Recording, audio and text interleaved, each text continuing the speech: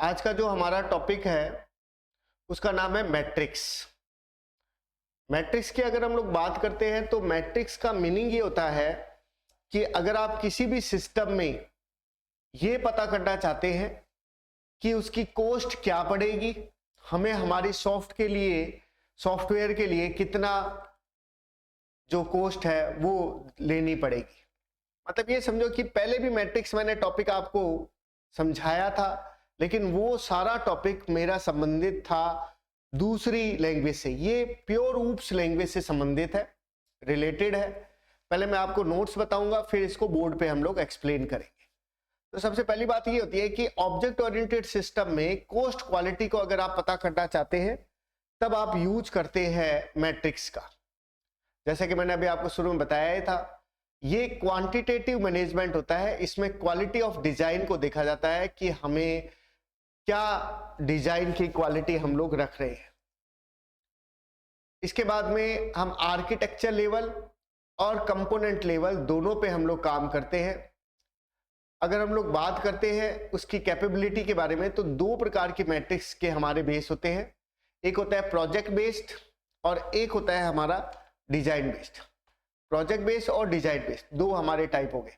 Project based की अगर बात करते हैं तो प्रोजेक्ट बेस्ड मैट्रिक्स में प्रोसेस और प्रोडक्ट और रिसोर्स तीन चीजें हमने शामिल की है, जबकि जो डिजाइन बेस्ड होता है उसमें हमने ट्रेडिशनल और ऑब्जेक्ट ओरिएंटेड दो चीजों का हम लोग शामिल करते हैं। अब हम इनको एक्सप्लेन करेंगे।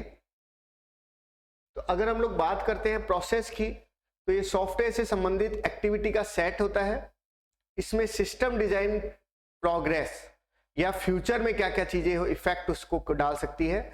मेनली इसमें टाइमिंग का ध्यान रखा जाता है। तो डेवलपमेंट टाइम कितना हमारा लग रहा है, कितने चेंजेस हमें करने पड़ रहे हैं, उसकी क्वालिटी हमारी क्या पड़ेगी और प्रोसेस और टूल्स के क्या कॉस्ट पड़ रही है, वो चीज हम इसमें देखते हैं। फिर नेक्स्ट जो चीज आती है वो आती है हमारी प्रोडक्ट। प्रोडक्ट में हम लोग प्रोडक्ट की क्वालिटी को देखते हैं। तो इसमें हमारा आएगा प्रोडक्ट की क्वालिटी आ जाएगी। इसके अलावा हम ये भी देखते हैं कि जो ये हमारा सॉफ्टवेयर का डेवलपमेंट लाइफ साइकिल है, इसके अंदर हमारा कितना टाइम हमारा लगेगा, कितनी कॉस्ट हमारी लगेगी। इनहेरिटेंस आपकी इसमें शामिल रहेगी क्योंकि ये ऊप्स का मैट्रिक्स है। तो इनहेरिटेंस की क्या विड्थ है, क्या हाइट है, कितनी नंबर ऑफ क्लासेस आप यूज कर रहे हैं, कितने आपके डायरेक्ट यूजर है उस क्लासेस को लेके। इसी तरह से रिसोर्स अगर आप बात करते हैं तो रिसोर्स का मतलब क्या होता है? रिसोर्स का मतलब होता है कि हम लोग बात करते हैं इनपुट आउटपुट की और सॉफ्टवेयर की। तो ये हमारे क्या आ जाते हैं, हमारे रिसोर्स के अंदर शामिल हो जाते हैं। इसके अंदर हमारे सारे टूल्स है या मेथड है, वो सब चीजें हमारी इसके अंदर शामिल रहती है। अब इसमें भी दो तरह के रिसोर्स हो गए।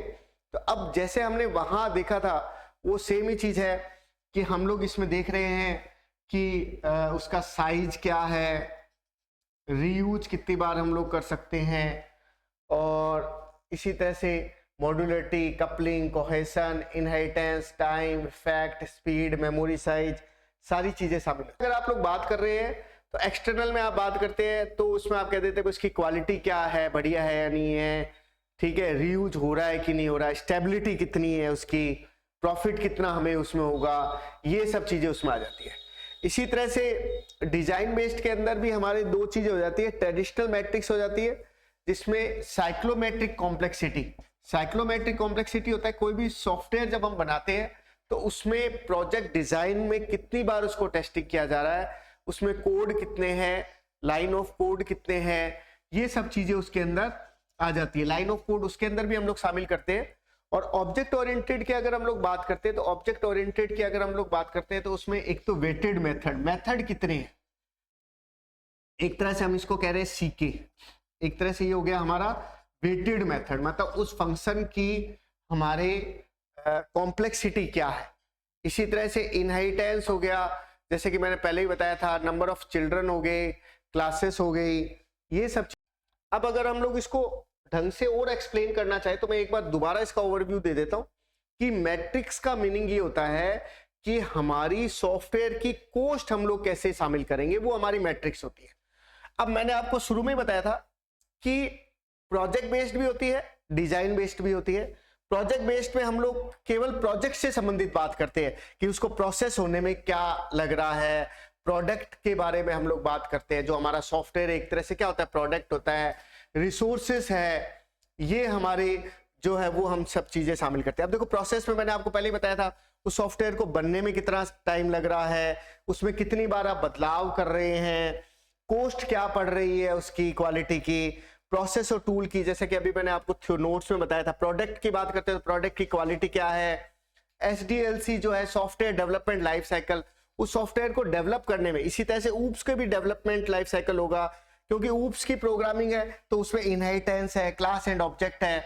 ये सेम चीज हम ऑब्जेक्ट ओरिएंटेड डिजाइन बेस्ड में दोबारा से शामिल करेंगे। नंबर ऑफ क्लासेस हो गया, इसी तरह से इनहेरिटेंस हो गया, ये सब चीजें उसमें आ जाएगी। रिसोर्सेज की बात करते हैं तो इंटरनल और एक्सटर्नल दो तरीके से आप समझा सकते हैं। तो उसमें इंटरनल क्या चीजें होती है, किसी भी सॉफ्टवेयर के अंदर की अगर हम लोग बात करते हैं कि भाई उसका साइज क्या है, उस कोडिंग को हम दोबारा रीयूज ले रहे हैं क्या, बार बार मान लो एक ही कोडिंग दोबारा रीयूज हो रही है तो उसके अकॉर्डिंग कॉस्ट क्या निकलेगी, मॉड्यूलरिटी, छोटे छोटे फंक्शन के अंदर अगर हम लोग डिवाइड करके फिर उस पर काम करें तो मॉड्यूलरिटी हो गया। कोहेशन कपलिंग का पूरा मैंने एक टॉपिक आपको समझा रखा है। कोहेशन होता है दो मॉड्यूल के बीच में अगर हम लोग बात करते हैं तो वो कपलिंग हो गया। एक ही मॉड्यूल के जो इंटरनल फंक्शन है उसकी अगर बात करते हैं तो कपलिंग हो गया। टाइम कितना लग रहा है, स्पीड क्या है सॉफ्टवेयर की, ये सब इंटरनल फैक्टर है। मेमोरी क्या है।